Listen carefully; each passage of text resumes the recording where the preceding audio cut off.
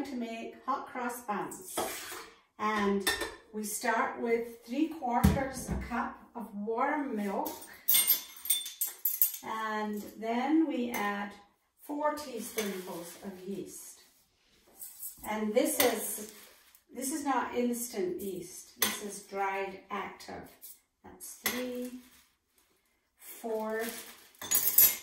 And I keep my yeast in the freezer because it lasts a long time in there. And now we're going to add some sugar. We have 1/3 cup of sugar.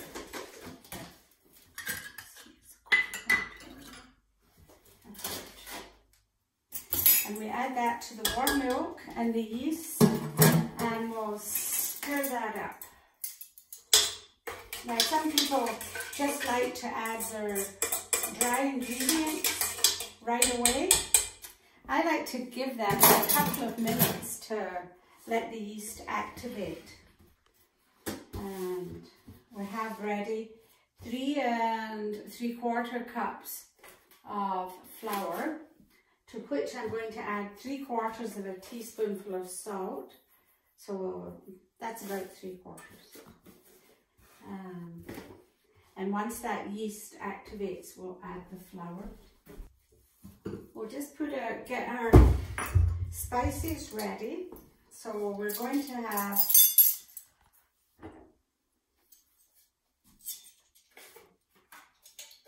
one and a half teaspoonfuls of cinnamon. 1 and a half.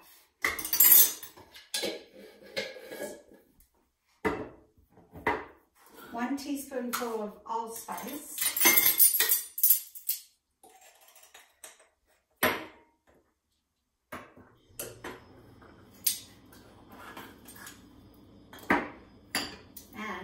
1/4 teaspoonful of nutmeg.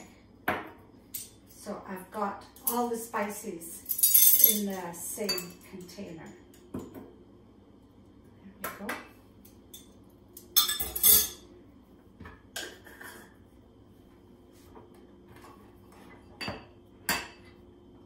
And I'll mix the salt in with the flour.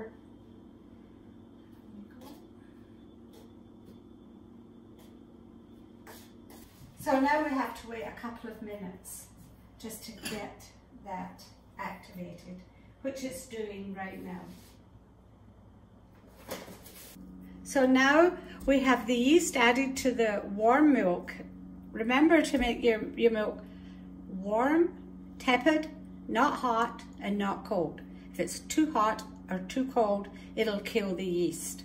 So we want it to give it a few minutes and it'll froth up, and that's our yeast activated now. So we'll go ahead and add the other liquid ingredients. Now we're going to add 3 eggs to our yeast and activated yeast and milk. So 1, 2, 3. And we'll just give that a little twirl. And now we're going to add to that 1/2 cup of vegetable oil. All of this, the eggs and the oil, make it a fairly rich dough. It seems like a lot, but it's not. Vegetable oil, I actually using canola. And that goes right in there. So we have our milk, our yeast, our sugar, vegetable oil, and eggs. And once we just put all that round, we start to add the other ingredients.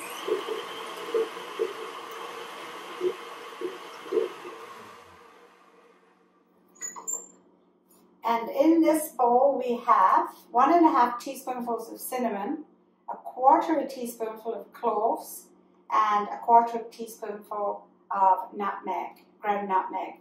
If you have an orange or a lemon, you can grate the zest into the mix as well. I just don't have any today. So now I'm going to start adding the flour. That's about half. And if you don't have a food mixer, you can just get a fairly large bowl and you can do all this with a spatula or your hands. So you could use that to get it all mixed together and then finish it off with your hands.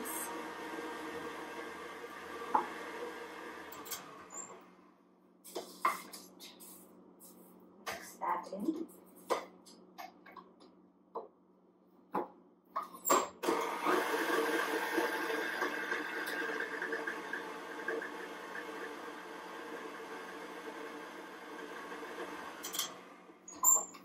Now we'll add some more flour. This should take all of this flour. It should be just the right amount. This is the third time I've made these and I've used all of the flour in both times.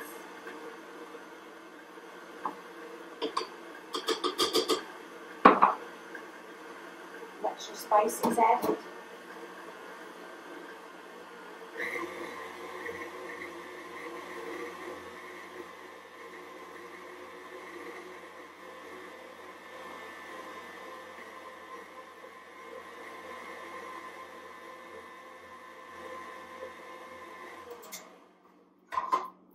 Add the rest of the flour.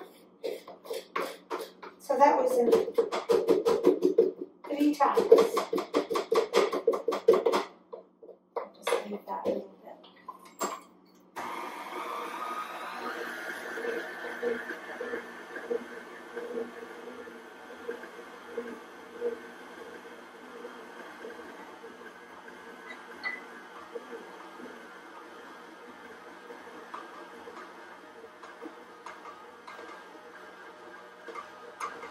And we should knead this about 4 to 6 minutes. Now it's still a little bit raggedy, but it's coming together. And at the very end, we can add in mixed peel. Now at this point I'll say, if you're making these for children and they only like sultana raisins, just do that. You don't have to. This is currants. So I put in a 1/4 cup of mixed peel and 1/3 of a cup of currants. But as I say, you don't have to use that combination. You can just go with raisins, if that's what kids like. I even saw somebody recommending chocolate chips. That's a bit over the top for me, for a hot person. So I'm just going to check this, get this dough. And the last of the fruit, sometimes you just have to take it out of the bowl and mix it on the countertop. But we'll give it another couple of minutes here.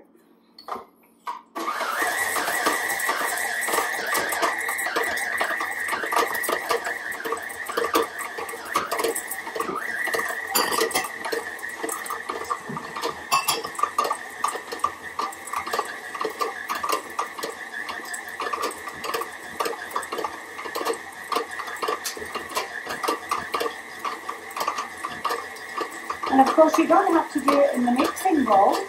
If you're feeling up to a challenge, you can just dump it on the counter and do it all by hand for 10 minutes.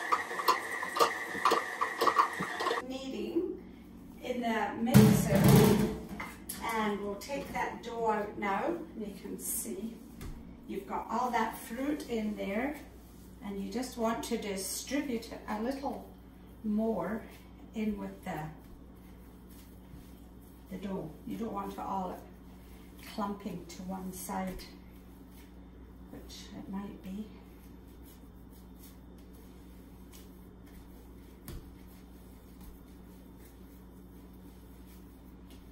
And you just want it nice and smooth. Pretty much how it is. It moves around. I didn't put any flour on the countertop because what I find if you put flour there, it just slides about. And sometimes you don't want it to slide. Okay, so now I'm going to put a little oil in the mixing bowl. And then we're going to put the yeast, or the dough. We're going to put the dough in here and let it rise.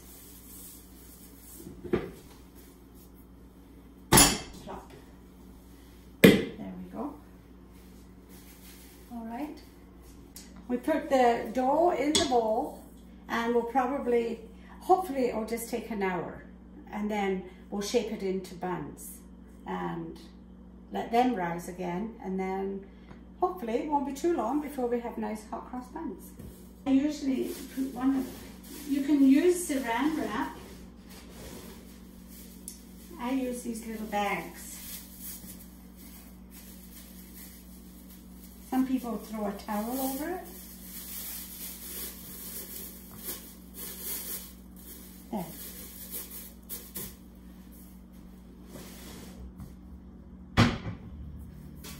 Okay. The hot cross bun dough has been in this bowl covered for an hour, and it looks like it's risen and doubled in size. So now we have to take it out and punch it down.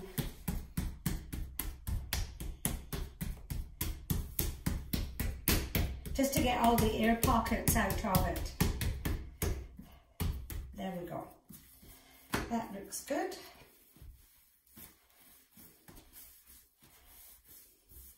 Now I'm going to cut it in two. That's approximately. I'm going to weigh it.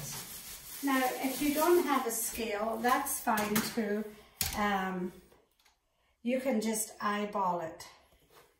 So I don't want mils, pounds and ounces. There we go. So the whole thing weighs, what does that weigh, Shweta? 2.75 plus 537. Let's just call it 36 ounces. 36 divided by 12. So each bun should be approximately 3 ounces.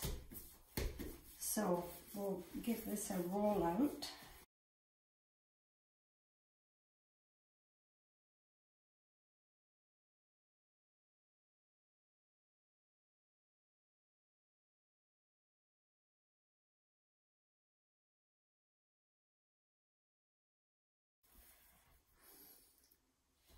So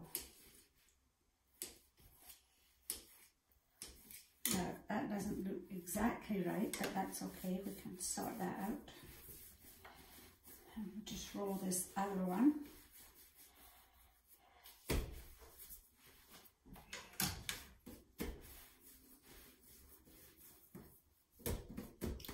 And then after we do this, they'll need another rise.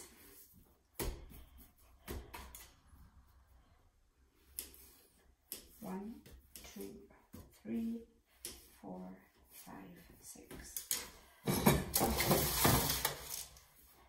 Now, okay. Oh, that's mils.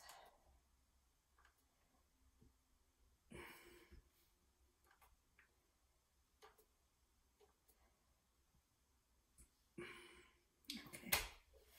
So that's 3.3.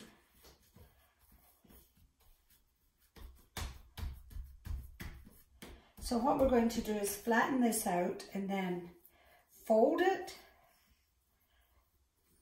bring it into like a little pouch so all the seam is at the bottom and it's smooth on the top, and then you just take the cup of your hand and go like this, and you're best with no flour on the surface because it'll slide all over the place.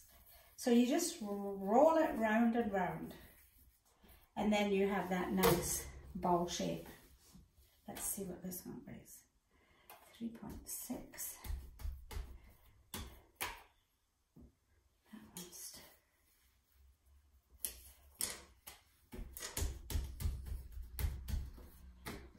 Again, just fold all your ends so that they're on the underside. And again. So I'm going to do this 12 times.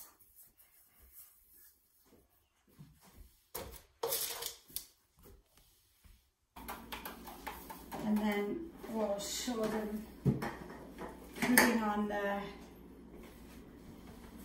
saran wrap.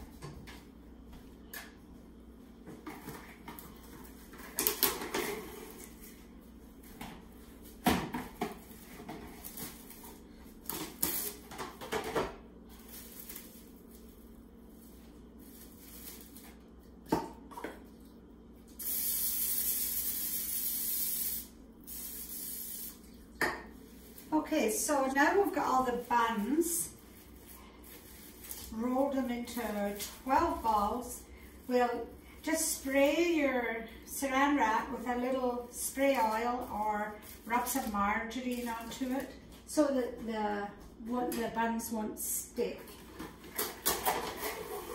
And now, after we do this, hopefully by an hour and a half they'll have risen again. So I'm going to say the best time to start these is first thing in the morning or mid-morning. But if you start them in the afternoon, be prepared to run into the supper hour waiting for them to rise.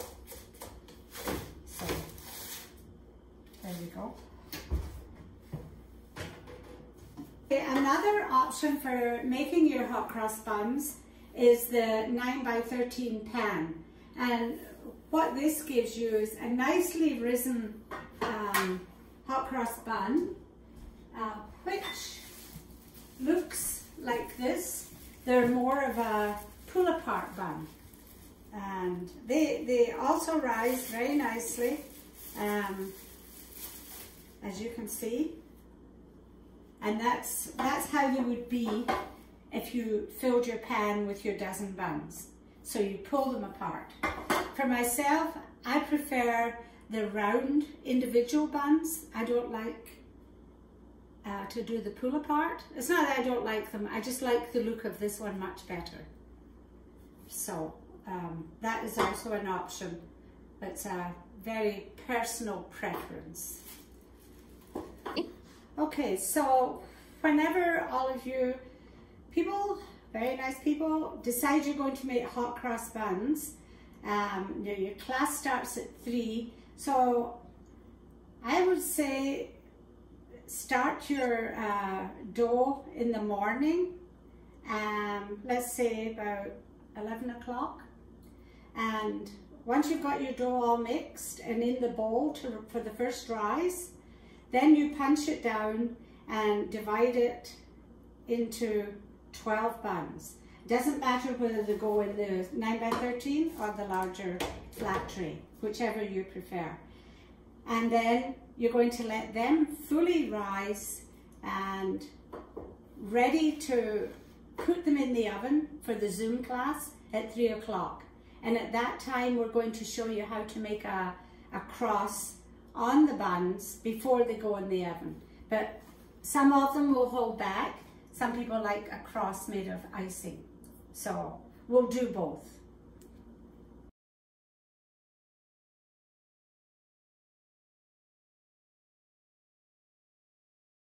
Hey everyone who's going to show up for the Zoom video. When you arrive and we get the Zoom going at 3 o'clock, your buns by that time should be risen and ready to go in the oven. Because you're going to start in the morning, and when you make your dough, you put it back in the bowl, let it rise, and then you're going to, an hour later, you're going to take it out of the bowl, punch it down, and then cut it and shape it into 12 balls and put it on the tray, and they will rise, and you will be at the Zoom call with those buns risen and ready to go in the oven. And at that time we'll show you how to finish them off with sugar glaze, icing, or a flour paste with your cross.